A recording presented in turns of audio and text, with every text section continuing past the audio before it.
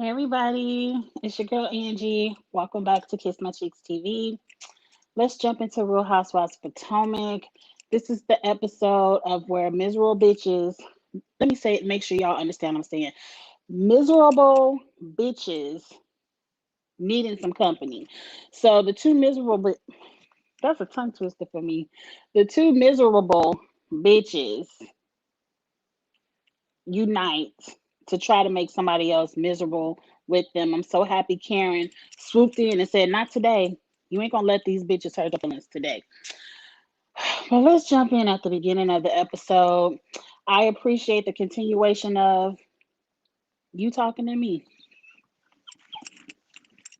I love when Karen say that. I'm gonna start saying that all the time. You talking to me. Let's move on. I did take notes, so let's jump right into it. Um,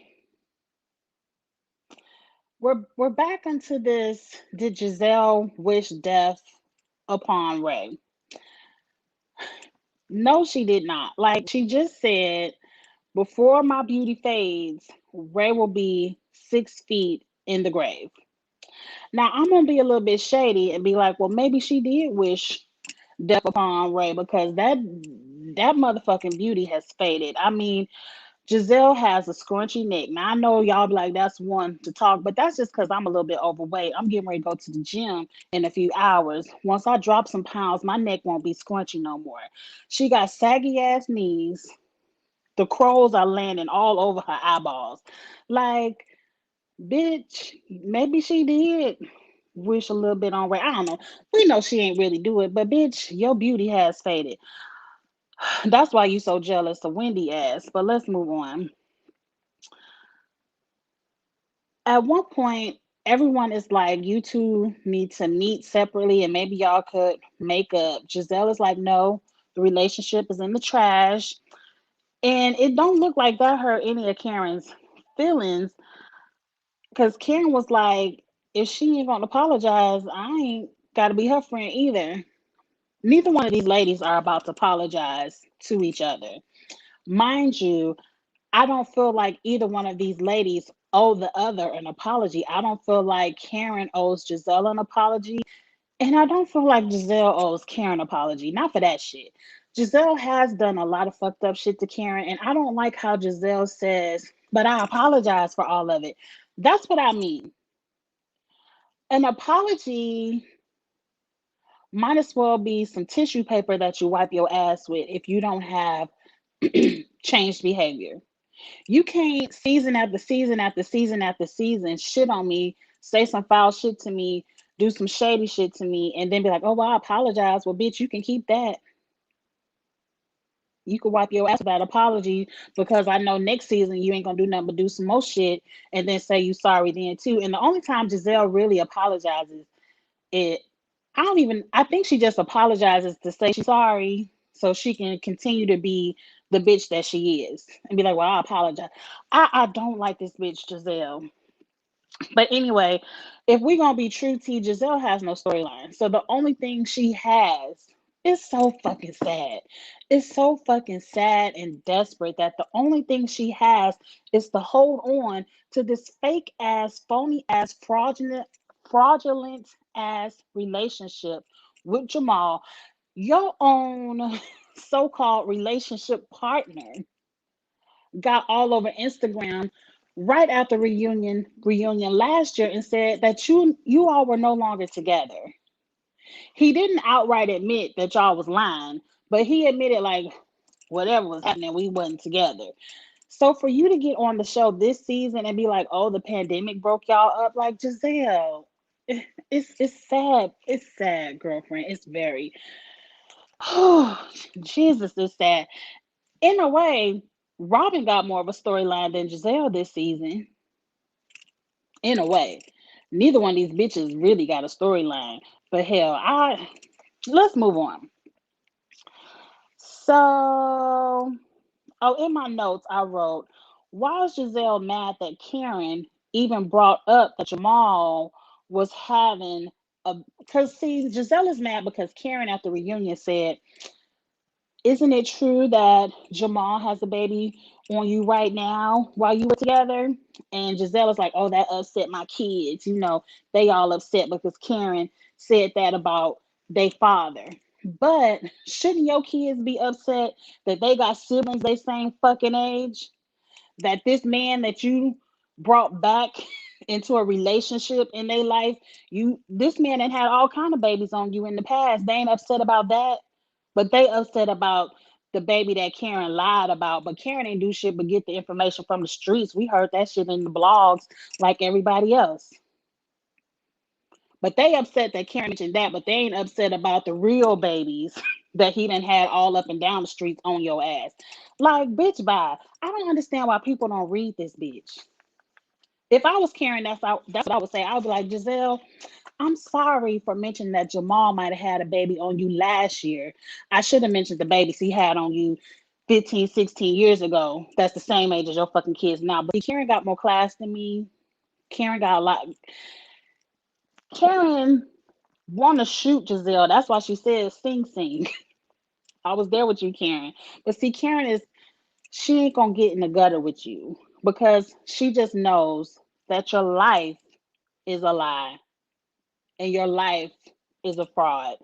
And just by her saying that, she don't have to get no lower in the gutter with your ass. She let your ass stay right there.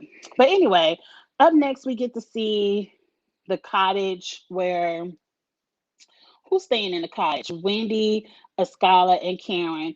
For whatever reason, Wendy packed this huge. Why didn't Wendy get the bedroom on the bottom floor?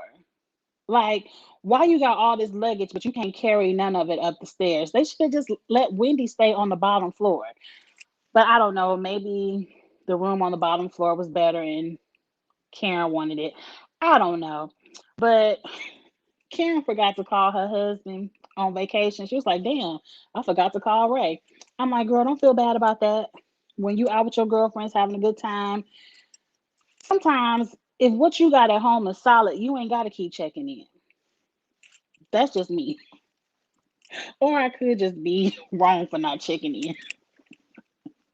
I don't know. But I didn't feel no offense by Karen for getting the call.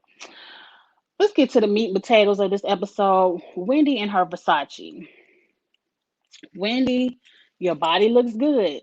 Now that Versace had them titties pushed all the way up to your throat. It was just a little bit pushed up too high. And it made the titties look rock hard. But you still look good. I'm not gonna body shame you, Wendy. All I'm gonna say is some of the fashions. Like, you can have a banging ass body and still have bad fashions. The Versace just didn't do it for me. I thought the titties was up way too high, but that ain't. Don't laugh at me, Charles. But sometimes it is what it is. But let's move on. Show off your body weight. That's all I gotta say. You paid for that BBL, and I done said it a million times. If I ever pay for one, I'm showing it off too. Hell, I ain't even gotta have one to show it off. But moving on, moving on. Giselle and Robin are in the bedroom talking shit about Wendy. We gonna get into the shit they was talking about her at the table. Ain't no point in repeating it. But what I wish would have happened is Wendy came on and was like, "Hey girls," and then you saw Robin and Giselle get real fake and fraudulent again, like, "Hey girl, Wendy," when they was just talking all kind of shit behind her back. I wish Wendy would have tiptoed, slithered in like the snake, slithered in and really heard them talking shit about her. But anyway, let's move on. They talking about the cheating scandal. Robin at some point says she don't believe the rumors. And did you see Giselle's face? Giselle was just hoping Robin would believe the rumors because Giselle was getting ready to go in. But when Robin was like, I don't believe the rumors, Giselle was like, yeah, I don't believe it either. I can't stand this miserable ass bitch. She just wants somebody to be cheated on because her ass been cheated on the entire time she ever had a man. I don't think Giselle has had a man that haven't cheated on her. Ain't my business. But let's move on. They get to the restaurant, and now we get into everybody's business. Up first, they want to talk about Candace and Chris. They ain't here for Chris riding Candace's coattails, being the husbander, and it's affecting the relationship. You don't know when to take the manager hat off and put the husband hat on. All that bullshit. Now look, I in a way, I'm gonna agree. I'm gonna agree. I'm not here for the husbander either. But I do like how Candace shut this shit down and was like, but it ain't y'all marriage. And matter of fact, Giselle, you ain't even got no marriage. So what you commenting on? You know, Shut the bitches down, Candace. That's your house. What goes on in your house that makes your marriage work, that makes you happy, that's your business. I would suggest taking a page from Ashley and getting a post up. Like, yeah, you can be the husbander, but you ain't taking half of my shit when you leave. No, no, sir. And you need to go ahead and get him his little 10% or 15%. Candace, come out, you paying him in pussy and all that. No, ma'am. Because the day, if, and I don't wish, I hope the if never comes to pass, but if the day comes that Chris is ready to be out or you ready to put his ass out, and he like, she ain't never gave me my 15% for managing, oh, he coming for half. So go ahead and pay him what you owe him now and get your posting up. Get it together. Just get your shit together. But much success with your acting and music, Candace. Now moving on next, Robin has to earn her paycheck. So she want to discuss her depression. She can't get up out the bed until 10 o'clock. And then when 10 o'clock hits, she got to watch TV for an hour. And then even after she watched TV for an hour, she ain't getting out the bed till noon. She admits that she neglecting her kids. One of the boys got down 45 in English. And I'm like, well, damn, you can get damn near 35 just by writing your name on the paper. So what the fuck is he doing in class? But Juan isn't attracted to her laying in the bed all day. And Giselle made it clear, like, girl, don't no man want no unattractive woman. You better get your ass up out that bed. Skylar tells Robin that this sounds like a real depression. She's been there before. And Robin did say she has seasonal depression. I believe it's a real thing. And Robin, if it's a real thing for you, I hope you get help and I hope you get better. If not for anything, for the children. Because you don't want to, I mean, you just outright on TV said you neglecting your children. You don't want the people to come knocking on your door now, do you, Robin?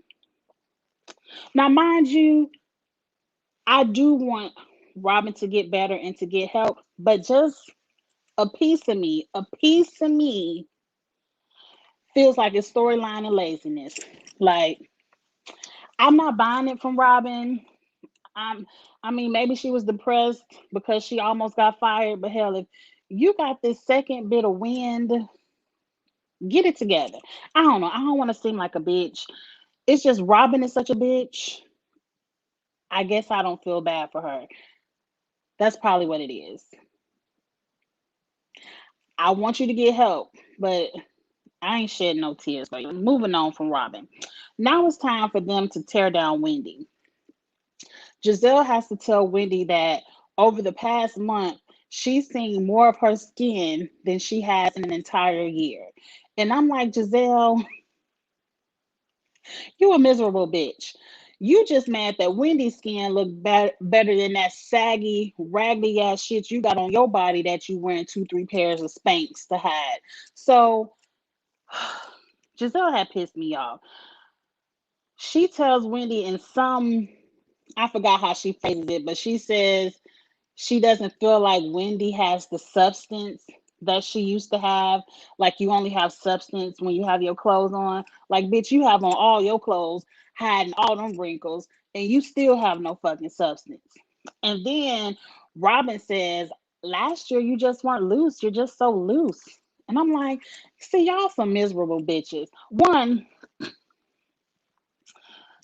Let's just look at this. You got to think about the two people bringing you the message, Wendy. These are the two bitches on the cast that ain't got no man. Now, yeah, Juan in the house sharing bills with Robin, but is that really her man? For real. Then you looking at the two bitches with the worst fashion at the table. telling you about how you look. Them bitches can tell me nothing. And then these are the two bitches with the least amount of shit to lose. So they don't mind tearing a bitch down because they already down there in the gutter.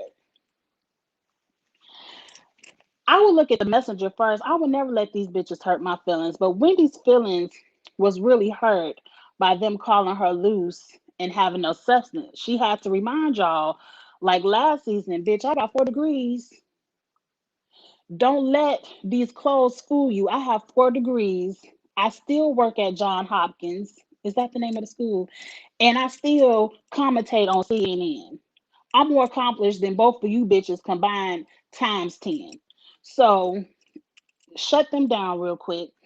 Now then Mia has to get the shut the fuck up award. And Mia, I was liking you, but at some point you need to learn when to not insert yourself into the conversation because this conversation had nothing to do with you. You talking about, well, if you're a professor, you need to dress like a professor. You never see Oprah dressing like this, and you never see Michelle Obama. I'm like, bitch, she ain't wearing her Versace to class. She on a motherfucking girls trip. She could have her titties out on a girls trip. She got enough common sense. Now I don't like playing dumb Wendy. I don't like the Wendy who act like she don't know how to do a business plan. I don't like that. But Wendy has enough common sense. She knows how to dress for CNN and for class. Oprah, ain't nobody really been no fan of Oprah's fashions, no way. And Michelle Obama slays. Michelle Obama shows you bitches that we ain't gotta have on Versace to be the sexiest woman in the room. My titties ain't gotta be out for me to be all that. That's what Michelle Obama gives you. But it's to each their own. To each their own. I wish everybody, like Mia, shut the fuck up. That comment was not needed. I feel like let this woman who has just got plastic surgery. I don't know a bitch alive who goes out to get plastic surgery to fix up their body and then put a moo on to cover it up. What was the point of getting the fucking plastic surgery if I wasn't gonna show it? Y'all some hating ass bitches, probably because see Giselle ain't got no money because she put all her money in that raggedy ass couch and she could use a motherfucking BBL. If not a BBL, just something to lift and tighten. Robin can use a lot of help in a lot of areas, but she ain't got no money, period. She almost just lost this job. So Robin is the one who really needs to be shutting the fuck up and not getting on everybody's nerves so she can try to come back next season. But let's get off of them. So now, what's up, Nick? What I say? A scholar. So now a scholar wants to ask Giselle a question about Jamal. And I'm like, a scholar bitch, don't you watch? Like this one, I appreciate you asking Giselle a question because she always in everybody else's business, but she can't never tell none of her business. But that wasn't the appropriate question. And then Giselle is like, I don't want to talk about my relationship in front of the trolls. I will never say anything about a relationship in front of Karen. Girl, you never gonna say shit in front of Karen because you ain't gonna never have shit to say. Period. How about you get a man first? Because I guarantee you, the second Giselle get a man, she can't wait to tell you every season. Every season, whenever Jamel, Giselle get a piece of a man, she can't wait to tell everybody she got a man. Just for a few episodes later, she gotta bend down and be like, "Oh well, we broke up, we ain't together." This bitch ain't never got a man. So a scholar, just wait. As soon as Giselle get a man, she gonna let you know. You ain't even got to worry about that. But see, this bitch ain't gonna never have a man, so she ain't got to worry about talking about nothing in front of Karen. Um, but what pissed me off is at the end of the conversation, Giselle is like, "If I can't ask her a question, it's gonna be a problem." Well, bitch, it's a problem. Can't nobody ask you a question? And see, I fought the cast. I fought Karen, Robin, Monique. Who is it? Katie, Candace. I forget the other original. I fought everybody on the cast that felt the need to answer Giselle's bullshit questions and not hold her accountable for you to ask her ass a question. She's been doing this shit since season 1. She ain't had no man since season one, and she be on this bullshit since season one. And I fault you all for making her feel like she the head bitch in charge. Giselle should be the scum of the show. Like, she's the one who has the least interesting life. She got the most busted and disgusted house that she spent the most money on. She has zero fashions. Her wigs look atrocious. She should be in the gutter of the show. But you all put her up on some pedestal. Why? Because her ex husband was a pastor. It's nothing holy about Giselle. I feel like if you sprinkle holy water on her, she probably gonna start burning. That's probably why Karen said she got a fiery box. She's the most evil person I've ever seen on TV. I don't like her. She gonna be the reason why I stopped reviewing this damn show. Um, let's move on. So I want to know because at the end of it all, after they tear Wendy down, after they tell her she ain't got no substance, she loose, she act like she ain't got 4 degrees, she don't look like she got 4 degrees. Then they want to tell her, but Wendy, you were beautiful the way you are before. I mean, you're beautiful now, but we just want you to know you were beautiful before. And I'm like, that sounds very condescending to me. Very condescending. Like, see, and Giselle just told on herself. See, she liked Wendy before because before when Wendy had them saggy titties and no ass, Giselle felt like, oh well, at least my titties might be sagging, but they bigger than hers, and at least I got a little bit of ass, even though it might be dropping a little bit. But now that Wendy got her shit together, Wendy has moved up in the fineness category. I ain't, I ain't never thought that bitch was fine. But let's move on because I just don't want to keep talking about Giselle. So the next day, Wendy is having a moment with Karen, and Wendy is in tears, and that kind of upset me because Wendy, people have feelings at the end of the day, and a lot of times, a lot of this shit they be talking and doing is for TV purposes only. But people have feelings, and that shit really hurt Wendy's feelings because I do feel like Wendy is at a crossroads of she wants to be her professional self, she wants to be her business self, but she also wants to be free on TV and have fun and dress slutty and twerk and all that bullshit too. You know, do the fun shit on reality TV. Now, sometimes those roads don't mix.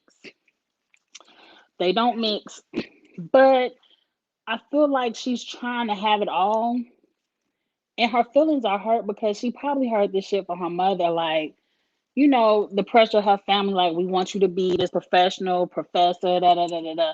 And sometimes, and Wendy just wants to have fun, and she doesn't want people to assassinate her character because she want to have her titties out. Lord, I understand. I understand. I hate that bitch, but not Wendy. But I just hate that they even made her cry. I'm so happy that Karen was there, and she was like, "You do this here. Don't you ever let that bitch see you cry. Don't you ever give her that satisfaction. Yes. Don't ever let them see you crying. And get it out." And then Wendy, just you one of the most accomplished bitches on this show. You have a lot going for you.